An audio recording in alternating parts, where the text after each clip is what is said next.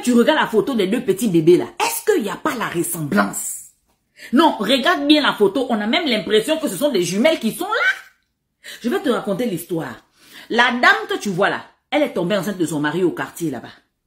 C'est comme ça que dans leur quartier, il y a une clinique qui est bien réputée. Donc, elle se dit que comme je suis tombée enceinte ici, je vais accoucher dans la clinique du quartier. Donc, elle a commencé à se faire suivre dans la clinique du quartier durant la grossesse. Jusqu'au jour où elle va faire première échographie. Donc, elle va faire son échographie chez le gynéco. Le gynéco fait l'échographie, elle est tranquille à la clinique.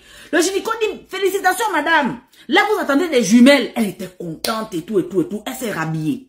Au moment de retourner à la maison, elle dit, papa gynécologue, papa docteur, pardon, donne-moi déjà la photo de l'échographie. Je vais mettre dans l'enveloppe pour partir avec ça à la maison. Le gynécologue dit, oh non, ça ne se passe pas comme ça ici. Quand je fais l'échographie, tu dois seulement regarder la photo de l'échographie là comme ça avec tes yeux nguins.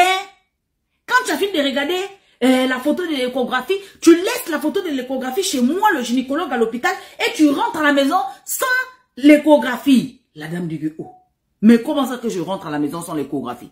Mon mari qui a payé l'échographie doit quand même voir comment je vais annoncer la nouvelle à mon mari. À la bouche. Oh oui, c'est comme ça. Il faut que l'échographie doit rester dans ton dossier ici à l'hôpital. Mais ça reste dans le dossier à l'hôpital. Faites une photocopie, vous me donnez. Oh non, ce n'est pas comme ça. La dame a boudé un peu, mais le gynécologue dit que c'est pas comme ça, c'est pas comme ça. On ne lui a pas donné l'échographie. Elle est seulement partie annoncer la nouvelle à son mari que c'est les jumelles. Ok.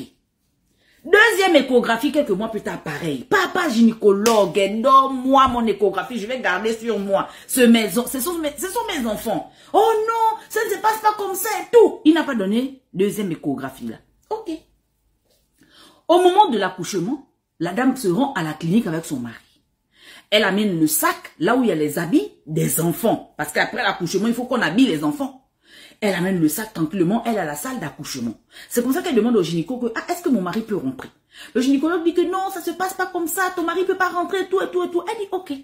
Ils prennent le sac, là où il y a les habits des enfants, ils font sortir une seule robe, ils mettent déjà à côté. La dame n'a même pas encore accouché. La dame dit que, mais une seule robe, pourquoi? Ce sont des jumelles, j'ai amené deux petites robes.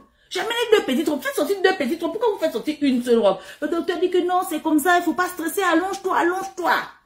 Mais le docteur n'arrêtait pas, le gynécologue n'arrêtait pas de dire au mari de la femme que, hé, mari de la femme, moi le gynécologue, est-ce que vous êtes au courant que ma femme aussi va accoucher aujourd'hui? Moi le gynécologue, quand je vais finir de faire accoucher ta femme, je vais partir aussi dans la salle d'à côté pour faire accoucher ma propre femme.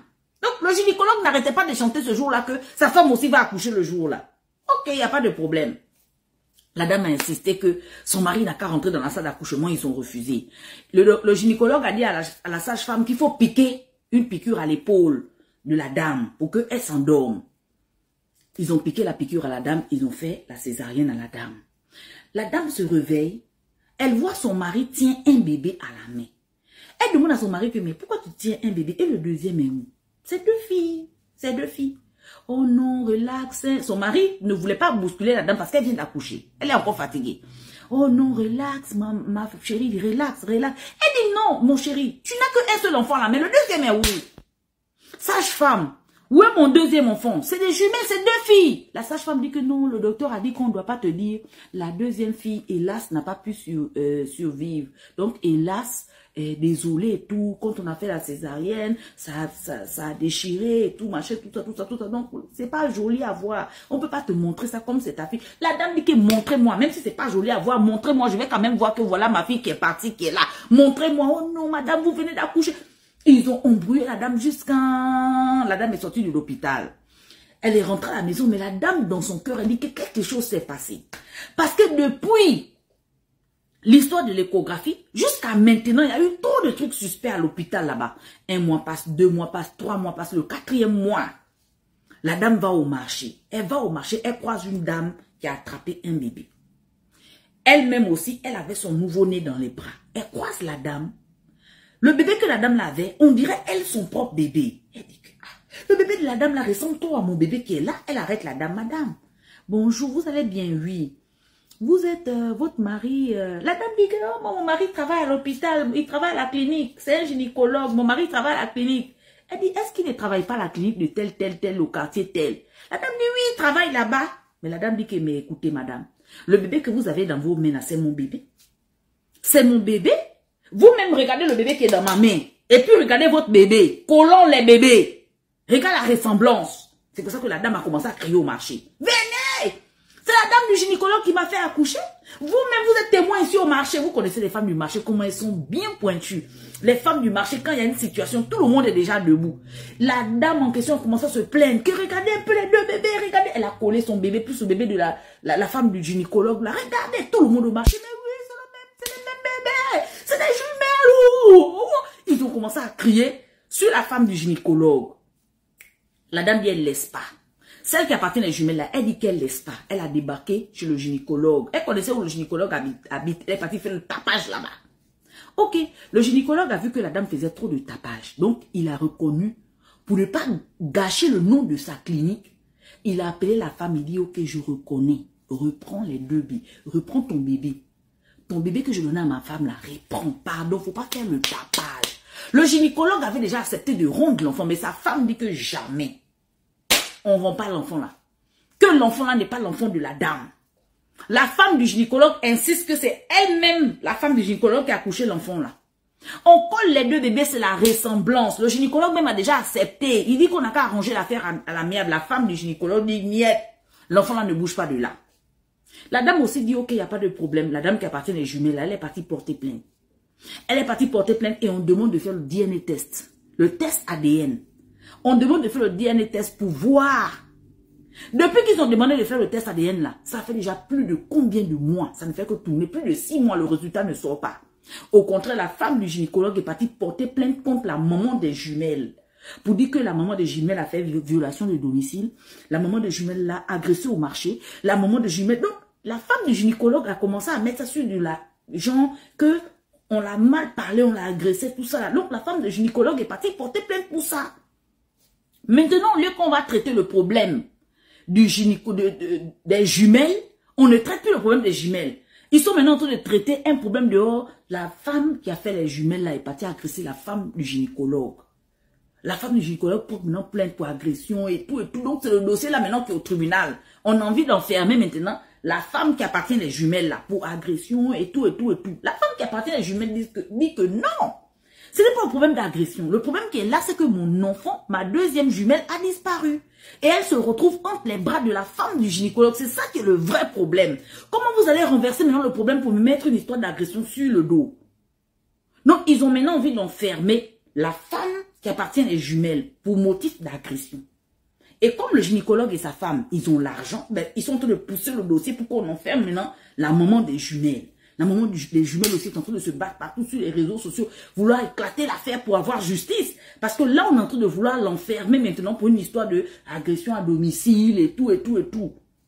Mais le test ADN qu'on avait dit qu'on va faire est où? Ça fait déjà près de 8 mois. Le test ne sort pas. Au contraire, une plainte est maintenant sur la maman des jumelles pour agression.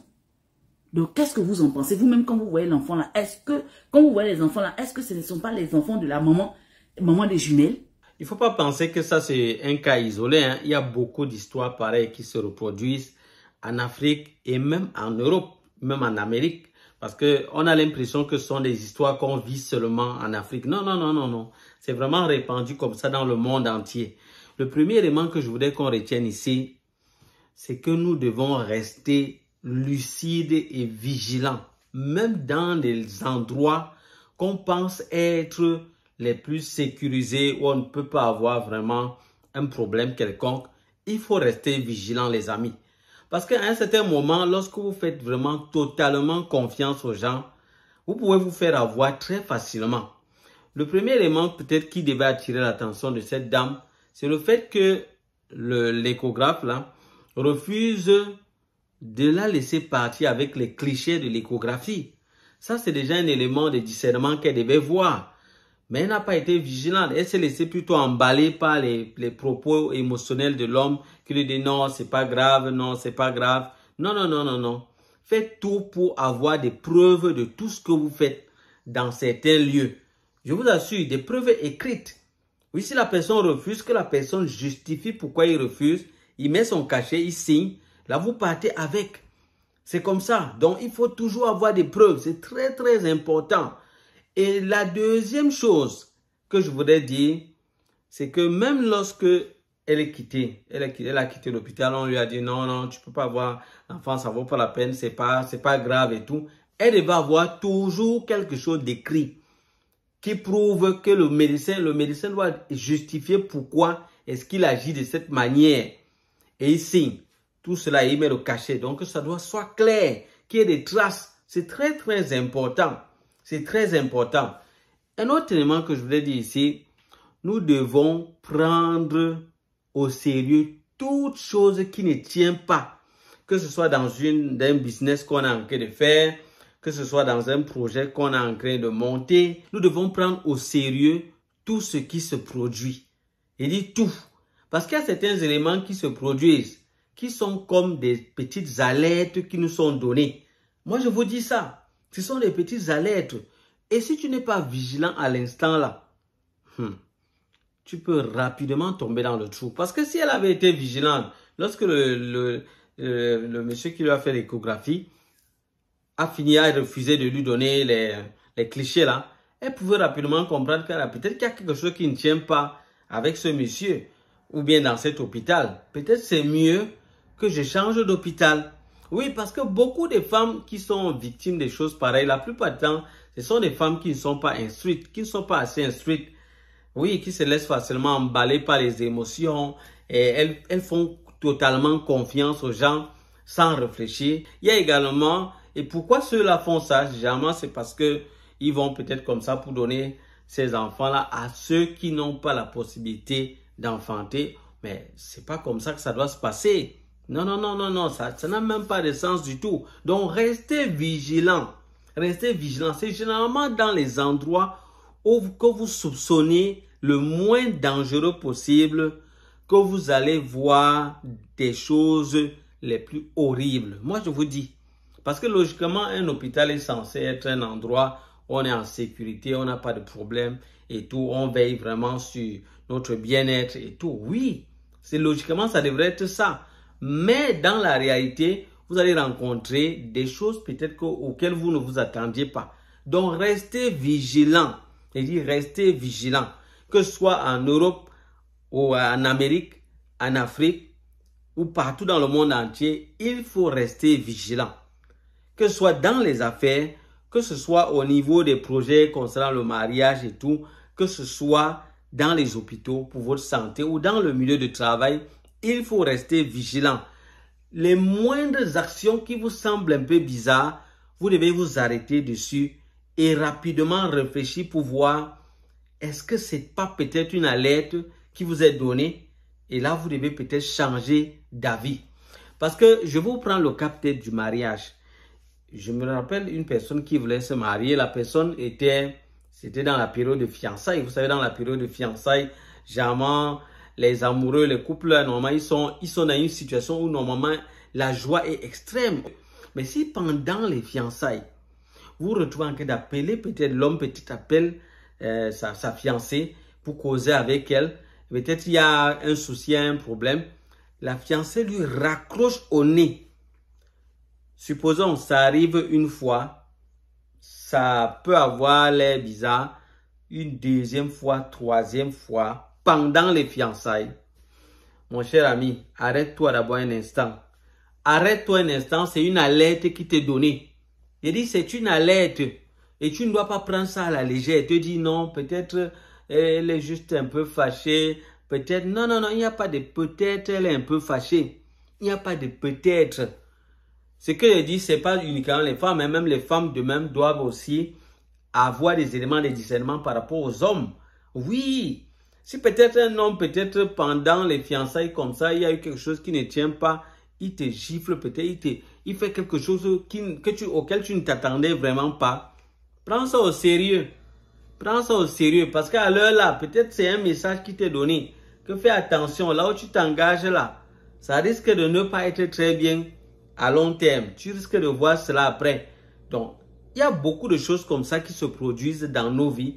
Et lorsque tu n'es pas vigilant, tu n'es pas sensible, rapidement tu avances et plus tard tu te rends compte que en réalité, les messages t'avaient été donnés longtemps à l'avance. C'est-à-dire avant que tu ne tombes dans le piège. Vous voyez que maintenant, après, c'est plus difficile. Là, maintenant, il y a beaucoup d'erreurs qu'elle-même elle a eu à commettre. Et ça devient plus difficile maintenant. Ça devient plus difficile, vous voyez, malheureusement, avec les systèmes corrompus et tout. Donc, généralement, les gens sont prêts parfois à étouffer les affaires, essayer de masquer les choses, de vouloir transformer même la vérité en mensonge. Malheureusement, c'est dans ces sociétés qu'on se trouve. Donc, voilà pourquoi c'est mieux d'éviter. On dit souvent prévenir vaut mieux que guérir. C'est mieux d'éviter le problème. Parce qu'il y a des gens, certes, tu peux vraiment tomber dans une situation comme ça. Après, tu obtiens gain de cause, tu t'en sors. Mais c'est mieux d'éviter même de tomber dans ce genre de pièges, dans ce genre de situation. Voilà pourquoi je dis, je nous invite à la vigilance. Voilà les amis, ça sera vraiment tout pour cette vidéo. C'est juste ça que je voulais vraiment qu'on retienne. Restons vigilants. Sensibilisons également nos frères et sœurs qui sont en Afrique ou bien dans tous les endroits du monde entier parce que ça peut arriver partout. Restons vigilants. Restons vigilants en affaires, dans les relations humaines, dans le milieu du travail et dans les différents endroits où on va. Ne faisons pas confiance de manière aveugle. Restons lucides dans n'importe quoi que nous avons à faire. Je vous assure, restons lucides. Voilà le message central. Dites-moi ce que vous en pensez en commentaire. Je vais m'arrêter là pour cette vidéo. Pour ceux qui sont nouveaux sur la chaîne, je vous prie de vous abonner. Activez la cloche de notification pour ne manquer aucune de nos prochaines vidéos. Likez le contenu de cette vidéo, ça m'encourage à vous produire d'autres vidéos encore plus utiles. Partagez la vidéo à d'autres personnes dans le but de sensibiliser le plus grand nombre. Quant à moi, je vous dis à bientôt pour d'autres vidéos. Bye bye.